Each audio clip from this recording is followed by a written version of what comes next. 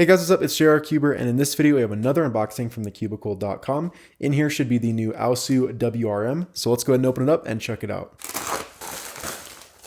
Ooh, looks like we have something extra here. Alright, so here is the puzzle. Alright, so let's see what the heck this is. DNA tester package. Okay. Looks like there's probably 2 cubes in here. We get a brown paper bag. Nice. Okay. Oh, yeah. I've seen these cubes. For some reason I was thinking DNA was like some kind of new lubricant or something. I don't know. But yeah, these look really, really cool. So I'm actually going to go ahead and save these for a separate video. So look out for that coming very shortly. I'm going to go ahead and just focus on the WRM in this video. So with that said, let's go ahead and check it out. Nice, small, compact box. We get the puzzle. It's funny how this 4x4 box is smaller than a lot of 3x3 boxes these days. Accessories. Okay.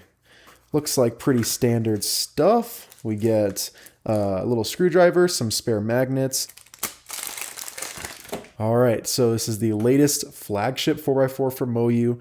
Always pretty exciting. The 4x4 is one of probably my second favorite event behind 3x3, honestly. So I do get fairly excited for a new 4x4. This is also the follow-up to the Aosu GTS2, which is my main. So let's go ahead and check it out. Whoa, okay. Very kind of clicky feeling, which I quite like, actually. Super stable right off the bat. Feels like a definite improvement over the GTS2, the Aosu GTS2, in terms of stability.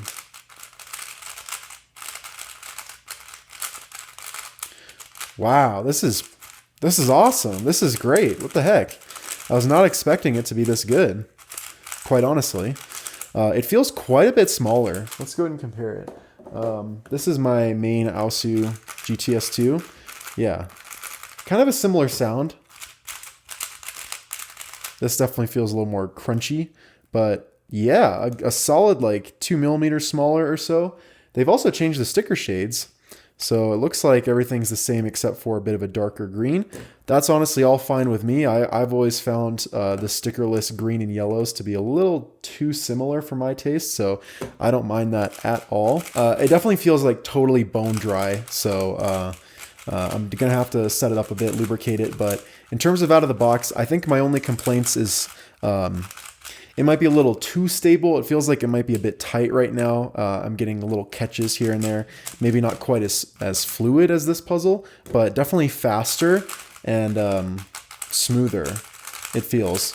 At least out of the box. This is smooth because it has lubricant, but you know, the actual turning is a bit rougher.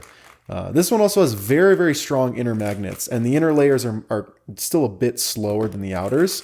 This one honestly has like perfect inner layers. Like super, super fast. They feel very, very equal to the outers, even though they're stronger magnets. So it's definitely a stronger magnet, but still feels speedy, which is pretty much exactly what you want. I'm very optimistic about this puzzle. I think it could definitely become my main, but I just want to see how this puzzle performs a little bit during a solve. All right.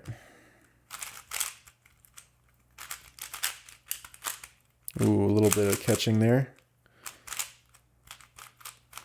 Well, my edges are easy, luckily enough. See if I can say the same about centers. Okay. I know you all are going to be roasting me like super hard. Actually, I did that wrong. You guys are going to be roasting me like super...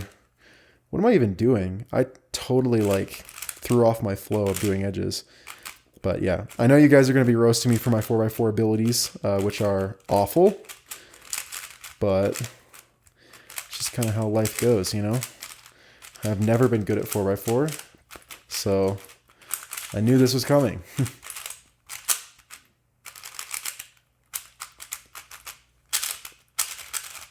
Ooh, those inner layers were a bit rough.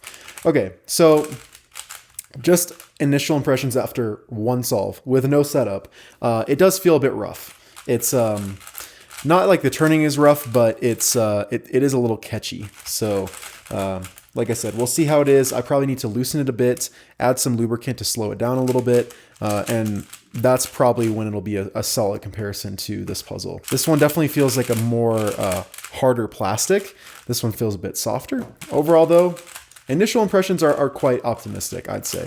I think there's a lot of potential for this cube. Aosu WRM, pretty solid out of the box. So I will go ahead and, break it in, set it up, all that kind of stuff, and come back with my final thoughts.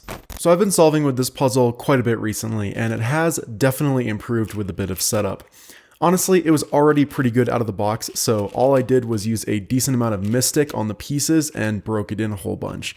4x4s in general require more break-in time than most other puzzles, and the Aosu WRM is no exception. This puzzle was pretty rough and locky right off the bat, but over time it's slowly become more smooth and fluid. Part of that was also due to the Mystic Lube. It does a really good job at making cubes feel less harsh and more pillowy smooth. So it did eliminate some of the roughness of this puzzle. The turning is very crisp and solid. There really isn't much bumpiness. It's just got a very tactile and strong feeling during the turns. However, it's still not quite as fluid and smooth as the Aosu GTS2. I think the WRM feels more like a wuchui, which is still one of my favorite 4x4s of all time, and I think this puzzle is what the wuchui Mini kind of wishes it was. The compact size does take some getting used to, but these smaller 4x4s have really been growing on me more and more recently, and now when I go back to the Aosu GTS2, it just feels a little bit clunky and oversized at first. The GTS2 still definitely has better outer layers and is much more fluid and less locky. The WRM has better inner layers and is faster. I also think it's a bit more stable, but the trade-off with that is that the catching can definitely become a problem during 3x3 stage, and especially with things like OLL parity. The magnet strength on the WRM is perfect, I think. The inner magnets aren't too much stronger than the outers, so there's a good balance.